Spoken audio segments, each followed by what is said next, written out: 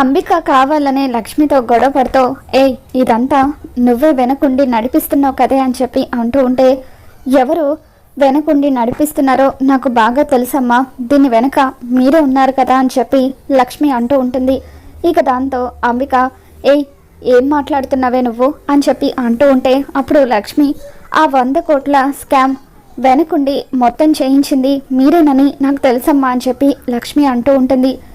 దాంతో అంబిక పిచ్చి పిచ్చిగా వాగకు, నువ్వు వాగినంత మాత్రాన సాక్ష్యాలు లేకుండా నువ్వు చెప్పినా విహారీ నమ్మేస్తాడా ఏంటి అని చెప్పి అంబిక అంటూ ఉంటుంది. సాక్ష్యాలు లేవని ఎవరన్నారమ్మా, నా దగ్గర సాక్ష్యాలున్నాయని చెప్పి లక్ష్మి అంటుంది.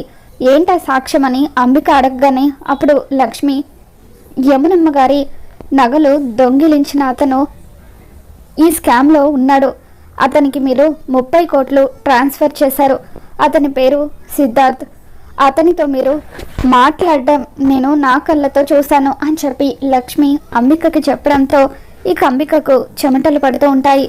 మరి రాబోతున్న ఎపిసోడ్లో ఏం జరగబోతుందో మళ్ళీ మన ఛానల్లో తెలుసుకుందాం. ఈ వీడియో మీకు నచ్చినట్లయితే ఒక లైక్ చేయండి.